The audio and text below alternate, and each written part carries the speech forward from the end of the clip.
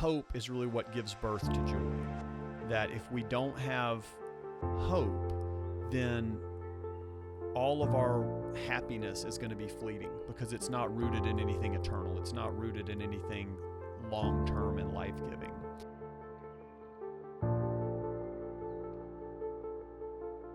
Welcome back to Lenten Conversations, Episode 5, brought to you by Brooke Holly, sponsored by Ozarka Water. Proudly Texan since 1905. Thanks to our sponsor, Ozarka. Okay, we're the Murrays. My name's Matt. I'm Jenni. And we are a married couple. We live in Pascagoula. And we have 4 children. And we're going to be talking some today about hope during Lent. And I'm going to stop looking at the camera like Brooke told me to do. I'm going to look at you. Oh, boy. All right, Jenni. What have we gotten into? Okay, I'm Jenni. It's nice to meet you, Matt. Thank you for being here. We've got 4 boys. I am a social worker by education and full-time mom by trade currently. Part-time lover and a full-time friend. Yeah, exactly. Okay, so Matt, let's talk about Lent to start out with, Jenni. Lent. Let's talk about it. You talk to us a little bit about your experience with Lent, kind of in your life before kids, and then talk to us a little bit about how Lent has changed in your life since you've had children. Okay, absolutely. Well, unlike Matt, I have watched every episode of Lenten Conversations so far. And one of the things that I was just really struck by was I have watched the episode with Abby and the teens and then with the college students. It's just how I can remember Lent before family life can be so kind of intense, and the focus can just be like you can really give up some big things when you don't have the pressures of family. So, I mean, I can remember like in college, I would always give up caffeine, or one time I gave up all secular music, or just these things that were really difficult to give up, also really fruitful. And I can just remember feeling like when I went into Lent, like I wanted to Lent so hard. Like I wanted to be like full in, like a militant Lenter. And then I think with family life, and after you have your first child, second child, so on, the whole shift changes where, like, for example, if you're a mom at home with a nursing baby, and you're already like, you're giving up sleep, you're giving up, sometimes like I had to give up dairy products, for example. So like, I'm like giving up sleep, I'm giving up dairy products, I'm giving up all these things. And so when Lent came around, I can remember just feeling like exhausted by the thought of like, oh my gosh, is there anything left to give up? Like I can't give anything else up. I'm already giving and giving and giving. And so I think the whole shift really changes for, it's a heart shift where you start to realize like, oh, maybe, I mean, giving up these huge things were powerful in that season. But in this season, it's looking a lot different for me. In this season, it might be looking like just finding little moments throughout the day that I can do something that sort of reorients my heart towards Lent and kind of refocuses my mind, but maybe isn't some huge, lofty goal. Like this year for Lent, I just am trying to find like a balance of how I spend my free time. So I'm an avid reader. I like to read. Sometimes I read way too much and I can like postpone everything else to like get 3 more chapters in. So this year for me, it's just been about like finding some balance in like the things that I really enjoy and the things that I need to do. So it's looked like for me, instead of listening to an audiobook while I'm doing laundry, well, maybe I'm listening to a podcast about, a spiritual podcast, or reading a spiritual book, or listening to that for a little while. And then at bedtime, I can read To your heart's content. To my heart's content. Until you drop the book So on I your guess head. what I'm saying is it just, the whole shift looks different. And another thing that we have discussed on the way over as we were preparing for this is just that your decisions during Lent as a family, they really affect the whole family. And so if you want to give up caffeine, for example, and you're a mom of 4, you might find yourself with like a headache and low patience and you may not really be your best self. And so you're not Lower just patience. lower pay. Hey now. So, you have to really sort through that. Like, is that really what's best for my family right now? Because I can't be a grumpy bear for the next, 6 weeks. Like, I've got to be the best version of myself. And so I guess all that to say, as a when kids enter, I think we just look at things through a different lens than maybe we used to would have.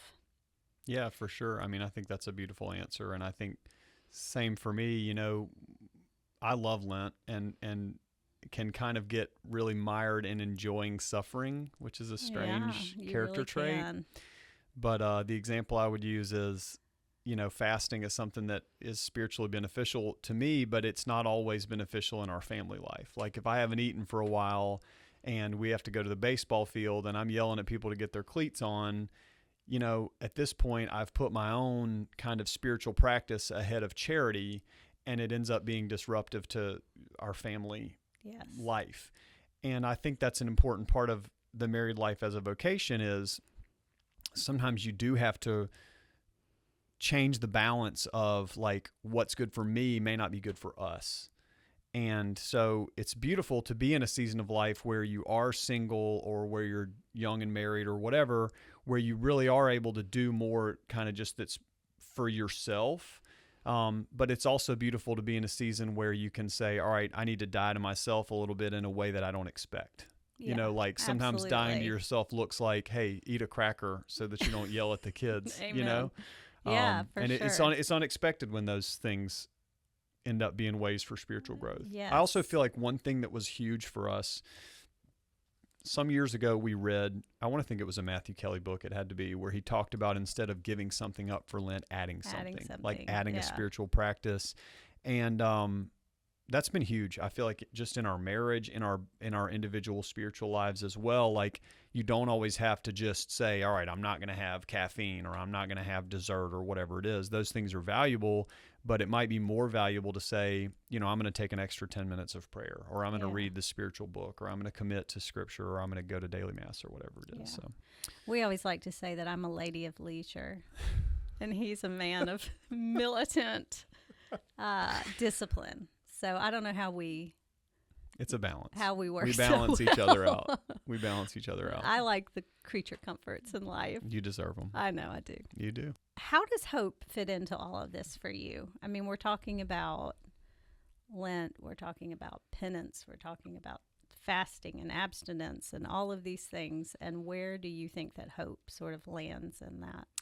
So I think it was cool when we got the kind of assignment to talk about hope in this podcast, because I think that hope is maybe something that we don't focus on in Lent. We're so focused on, as I said before, kind of the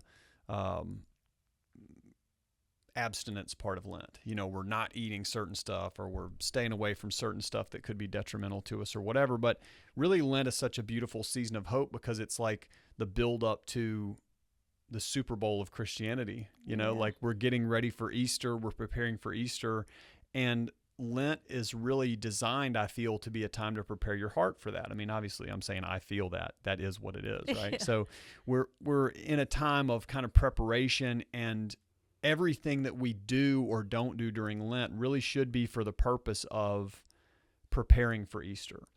And at DBYC this year, we talked about how one of the speakers mentioned that of kind of the 3 big tenets of Christianity, faith, hope, and love, that hope kind of tends to be the one that gets relegated to third. Everybody talks, of course, the greatest of these is love. That's scriptural. Of course, we talk about faith all the time, but, without hope, we really don't have anything to sustain us. And one thing I've been kind of pondering lately is this concept that hope is really what gives birth to joy.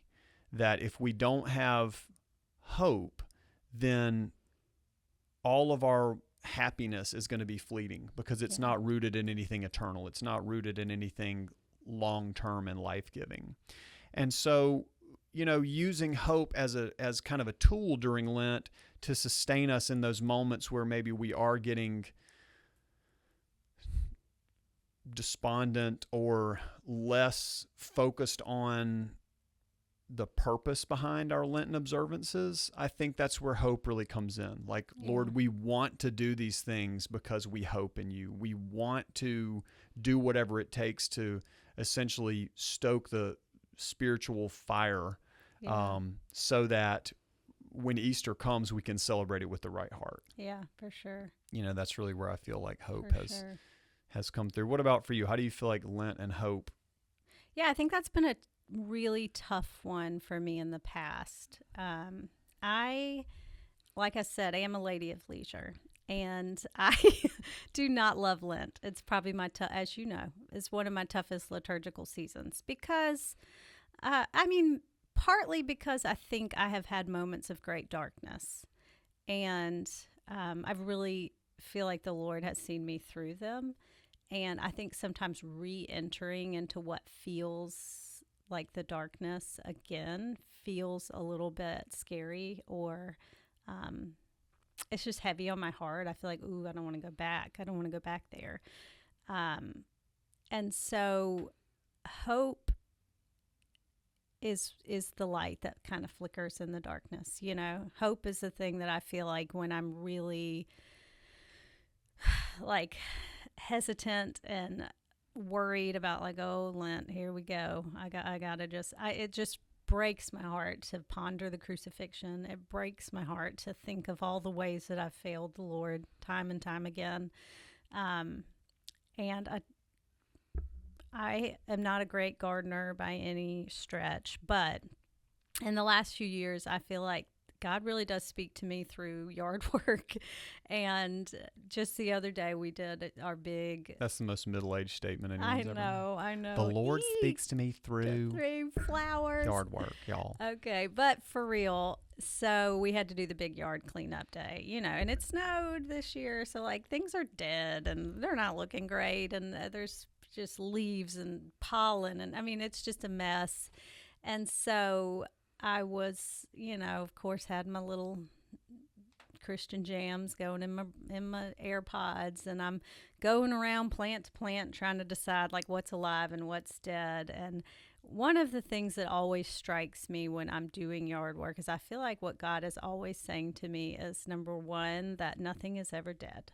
Like I go to cut back this shrub that I'm thinking like I'm about to yank this thing out, but there's a little green stem on it, and you realize, like, as dead as this thing looks, that little green stem, for me, that's hope. That's God's way of saying to me, it will never be dark again. Like, there's always a little flicker. I'm always there.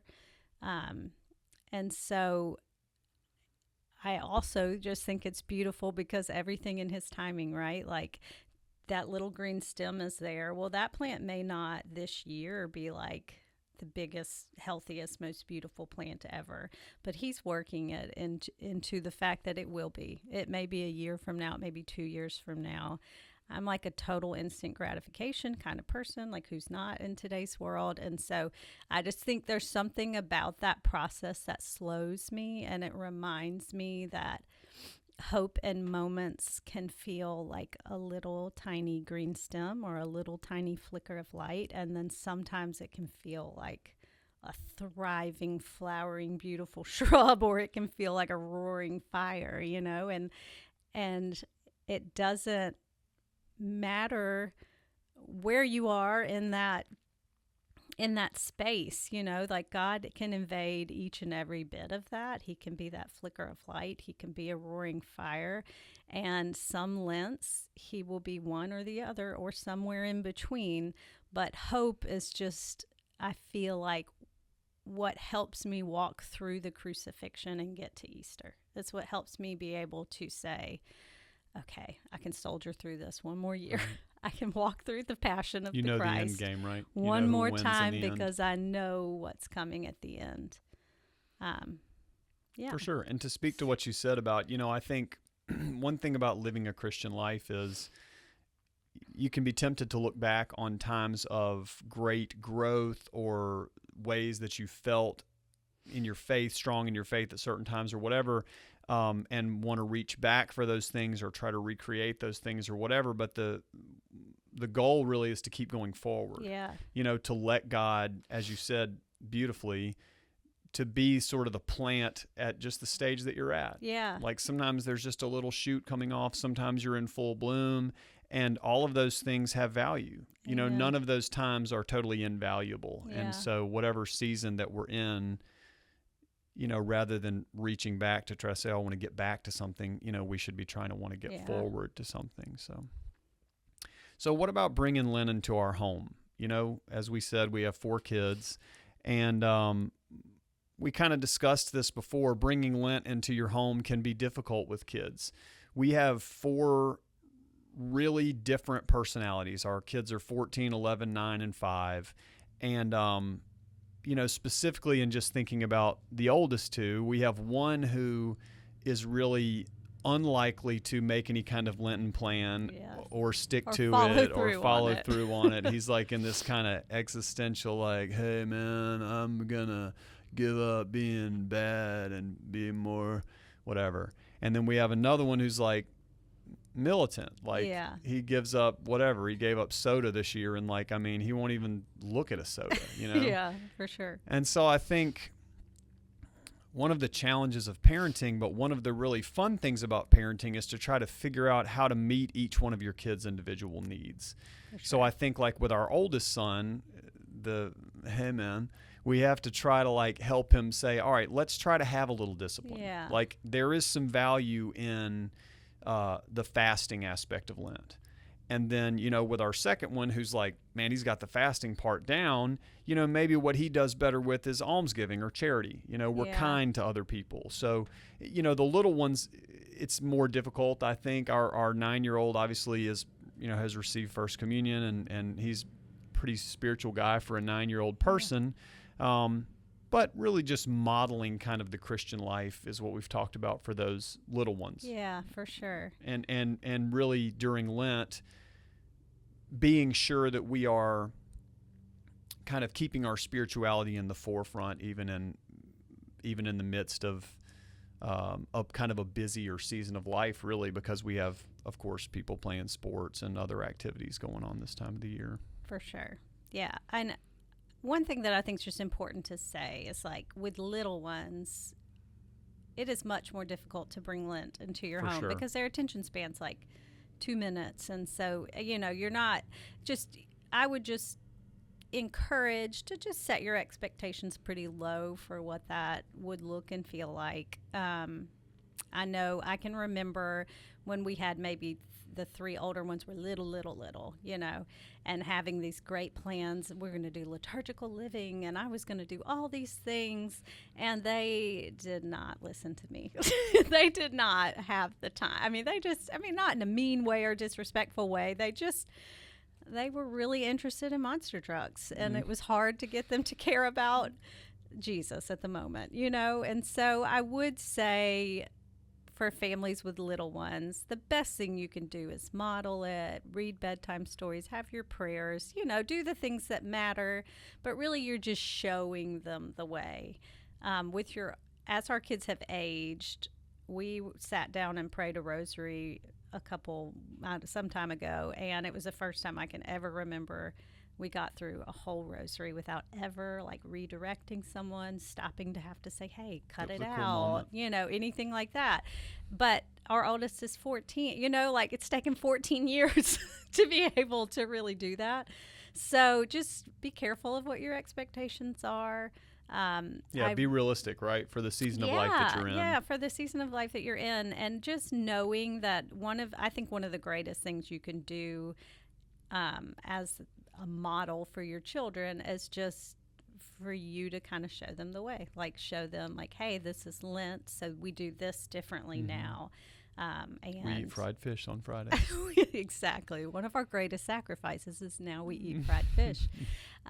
So, I know the other day I had to kind of sit everybody down and just say, I just need to remind you guys are getting a little demandy about, we want ice cream and this and that, and we're not having enough fun and, whatever. And just having to say, hey, guys, that's not the spirit of this moment. Like, we went to Disney World. We left Disney World on Ash Wednesday. So, like, you had, like, a super fat Tuesday, okay? And now we're entering into a more serious time, a more penitent time. We're being mindful. We're being mindful of how we're eating and how we're living, and we're preparing for Easter. And Easter will come, and we will celebrate big. But in the meantime, we're going to try to keep our hearts in the posture of penance. And I do think, they're old enough to get it now. And I don't, I follow like Catholic All Year and some of these things that have like so many beautiful suggestions for liturgical living at home and the domestic church and how wonderful that is. And I think those things are awesome. Sorry. And I think if you can incorporate those things in, that's awesome. Like, I try to pull stuff here or there when it feels realistic and tangible. But also, like, don't beat yourself up. Like, just model the way. I think modeling the way means everything. Yeah, because it's showing them for sure that this matters. Okay, discipleship during Lent. Do you want to touch on that? Yeah, sure. I think discipleship during Lent looks like discipleship really to me during any church season. We both help with youth ministry in our parish. And I do feel like discipleship or like mission life as a family probably really revolves around that. And one of the things that I just adore as, like, I didn't grow up Catholic. I really didn't grow up in Christianity in general. I mean, my family was sort of like Easter, Christmas type Christians. And so one of the things I hold so near and dear to my heart that I didn't know I would hold so near and dear to my heart is that our church, our parish, is really a second home to our children. And I feel like that is where the real discipleship is being formed, because when we're setting up for youth ministry, they come with us. Some nights, if we're doing like game nights or something, they come with us. And there's just something really beautiful about our kids growing up knowing that we feel passionately enough about ministry that we're giving up our time, we're giving up our talents, we're giving up our money a lot of the times to make these things happen and to disciple teenagers, to try to move them along towards on their own faith journeys, and for our kids to just see that and to know that that is ultimately what matters the most to us in our personal lives. And it's just so much fun to see them just be completely at home. They are so at home with our priests. They're so at home in the parish. Sometimes too at home, I would say. Maybe at times I have to remind them, like, this is a church. Like, hey, please don't jump off the back of the pew onto the next one, or, whatever it is that they're doing at the moment. But I feel like for us, like, the real discipleship happens in them just being a part of ministry. They're growing up. They're being discipled, right? I mean, Yeah, that's they're our being goal, right? The discipled. domestic Yeah. church. The goal is to make disciples of our kids first and try to help them pursue a real faith life that it has meaning, and it's not just an obligation. It's something that you care about and that matters to you. And God willing, we'll keep trying to be successful at that. So. Amen. So the challenge, we'll give you a challenge before we finish up here. Want to thank Brooke again for having us. And again, just thanks to our sponsor, Ozarka, proudly Texan since 1905. I hope you don't get some kind of like copyright lawsuit. It's one of the most or something. watery waters that there is. I'm afraid actually. that they're probably coming for you. They're thrilled about this if they have any sense. Okay. So a challenge as you go through the rest of this Lent. So often we make a plan at the beginning of Lent and maybe we don't stick to it. Maybe you wanted to give up Instagram and you got back on Instagram, or maybe you wanted to not curse and you curse, or whatever the case is. But my challenge to you as you finish out Lent is start now. It's important to not put yourself in a box as far as your spirituality and as far as how you grow closer to the Lord. So there's 2 weeks and change left until Easter, and 2 weeks of really committing to holy living is way better than none. So if you've fallen down on kind of the things you hoped to do during Lent, hey, do them now. Take this time and kind of turn back towards the Lord. Really pay attention to how you can give alms, fast, pray. Take this last couple weeks to really lean in, and then celebrate the joy of Easter with all your might. It's the Super Bowl of Christianity. It's the thing that we should be the most excited about, and certainly we'll be praying for all of you that it will be a beautiful Easter. And God bless you. Thanks for having us. I didn't get to give a challenge. Go what ahead. If I had my own challenge? I want you to give your challenge. Okay, so my challenge, I have two. I've been thinking about it since we got here because I didn't know that was going to be a question, and I've been nervous about it. Oh, man. So I've been really ruminating on it. Okay. So my challenge would be, number one is just to engage the sacraments. Because I think that it's really easy to just, get super busy and just not have time to go to reconciliation before Easter, that sort of thing. So I would just say engage the sacraments. Just make the time to get a really good confession in before Easter and just kind of prepare your heart for that moment. Even if you haven't had a super profound great Lent, or even if you failed at every Lenten thing you tried to do, I think making a good confession before Easter probably trumps any kind of Lenten practice. And then number two, I would just say, because of the yard work, just if you're having a season where hope is hard, I think there's something fruitful. Go outside, walk into the yard, wherever, and just find those little seedlings, those little things that are just budding to life and growing, and just remember that God makes all things new, and that He can bring life even from things that look so dead. And just don't forget that there's such great value in even the smallest little green leaf coming out of a dead stem. That was my Amen. challenge. You're so wise. You're so wise. How'd you get so wise and beautiful? I know. The Lord did it. Thank the Lord. Okay. Amen. All right. Thanks, everybody.